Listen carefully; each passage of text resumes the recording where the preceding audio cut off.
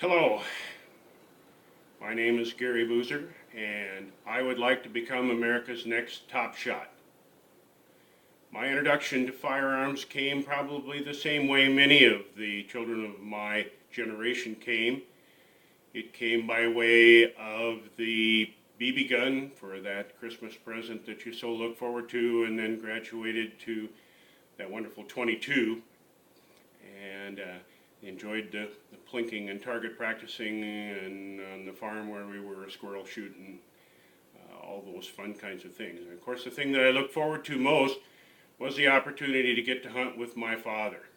And as I got a little older, why, I was able to join him and enjoy that opportunity in many ways. We enjoyed pheasant hunting and deer hunting, and later on some elk hunting. And then I was able to enjoy that same sport with my sons, and still do enjoy this to this day. About the time I was 25 years old, I was introduced to competition of a couple of forums. That competition being, I joined the Sheriff's Reserves of the county where I was at, and I competed with the pistol at the practical police course, fired many thousands of rounds as we practiced for that competition. Something that once I left that area I was not able to keep doing. But I was also introduced to trap shooting, which would stay with me for the rest of my life. I competed at that time in trap shooting there, advanced up to the state level, and have competed in most of the western states, having great success in Las Vegas, Nevada, Washington State, and Alaska State. And had a state championship in Washington and a state champion in Alaska, and also enjoyed the great pride that goes with teaching two state champions. Both my sons became Alaska state champions also. So that was a great source of pride for me. I don't compete at that level now. Generally had some difficulty in being able to afford to compete at the level that I wanted to compete at. I was also served in the Army Reserves,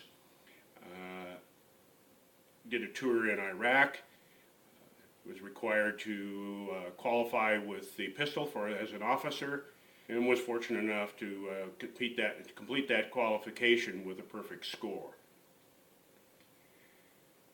Since that time, as I'm back now from this area, I enjoy mostly just the hunting and fishing in Alaska and Washington with my friends and my sons. Don't compete at that level much now, other than the friendly competition that we now do. Enjoyed watching the show, and one of the things that stood out for me was, for all the competitors that were there that were quite good in their fields, was how little exposure they had had to anything else in the weaponry.